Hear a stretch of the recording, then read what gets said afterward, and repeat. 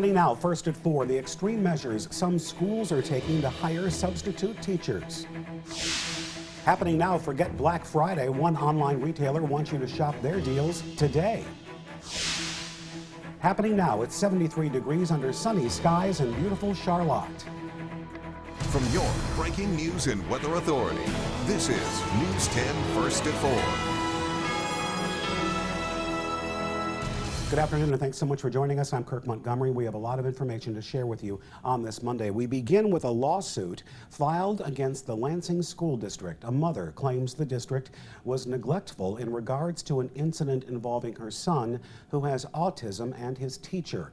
Lester Duval is accused of abusing the child while he attended Gardner Academy last year. Court records show he was originally charged with child abuse, but the charge was reduced to jostling.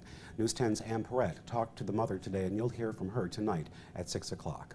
And it's not just wannabe council members hoping to grab your attention with yard signs. School districts are in the middle of an aggressive hiring campaign looking for substitute teachers. News 10's Joy Wang is working on this story for our 5 o'clock broadcast and tells us what it takes to be considered for a position. Right now, substitute teachers in mid-Michigan have to complete 90 hours of credit at a 4-year accredited school, plus maintain at least a 2.0 GPA. But even with these requirements, some companies still have a hard time filling these positions. What we're doing is we're competing with different markets for the same employees.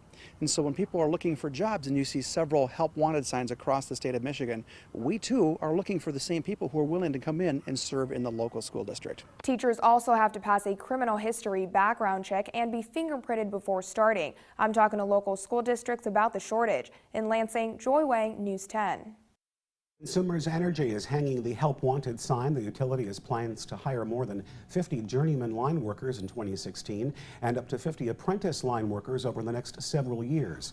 Consumers Energy is also expanding shifts to cover 16 hours a day, 7 days a week as part of an effort to restore power more quickly. Now, if you're interested in applying, click the hot button at WILX.com for a link to the company's career page. And dozens of Michigan companies will be taking part in a virtual career fair this week.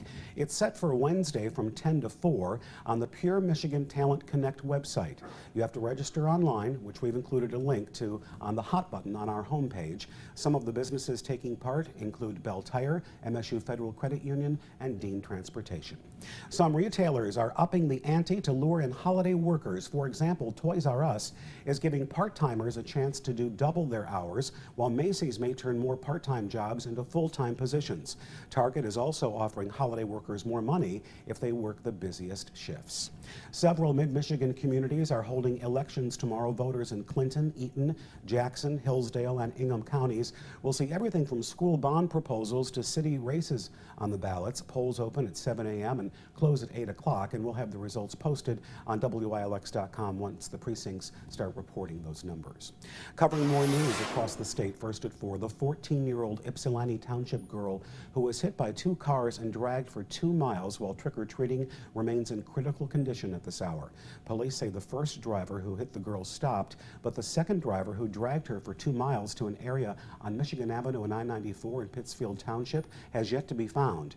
Police say the area where she was hit did not have a crosswalk or a stoplight, and it was dark and raining at the time. And police also have yet to find the driver who hit and killed a Central Michigan University student this weekend. It happened just after midnight on Sunday. Police say 17-year-old Ryan Satso of Macomb Township was walking to his dorm with friends when he was hit.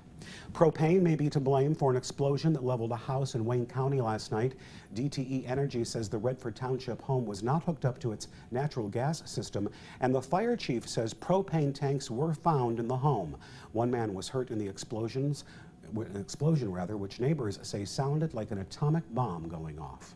We're eating dinner and the whole house was shaken down. We're loud noise for like maybe for a second, 2 seconds. Then I heard like the atomic bomb kind of boom sound, and when the whole wall was shooting at us, you know, that's when I was like, well, like what's going on? The windows of homes nearby were broken in that explosion. The man who was injured with significant burns is expected to survive. Covering news across America, first at 4, President Obama wants to make it easier for former inmates to find success after re-entering society. The president is calling for several measures to help that, including asking federal employees to wait to ask job applicants about their criminal history. Other measures include education and housing grants for former inmates and more funding for legal aid programs. A mother in Dallas is behind bars accused of trying to poison her children.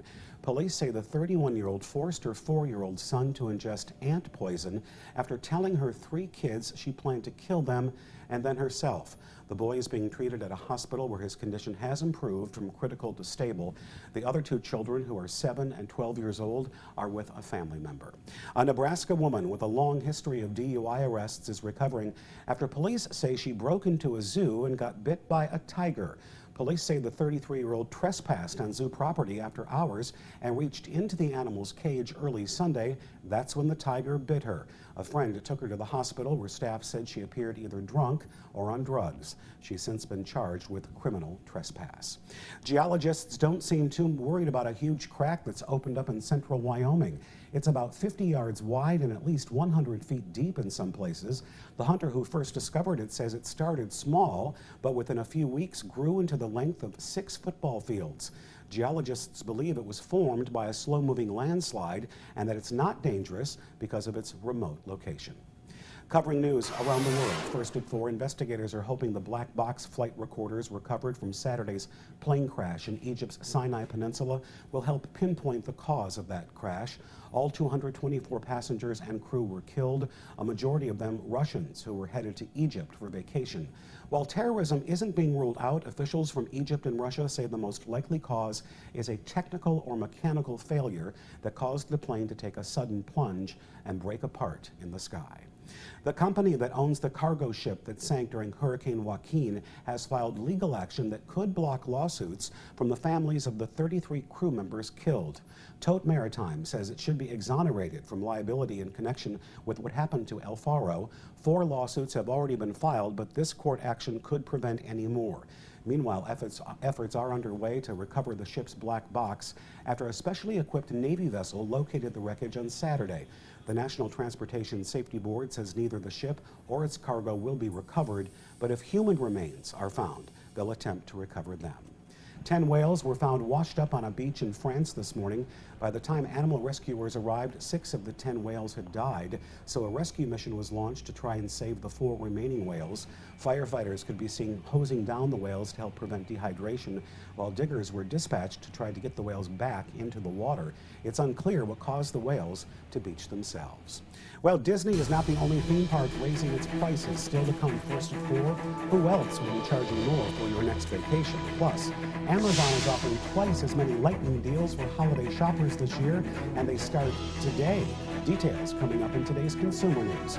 But right after the break, Andy Pro steps in. Another beautiful day. They'll let us know how long it will last when First at 4 comes right back.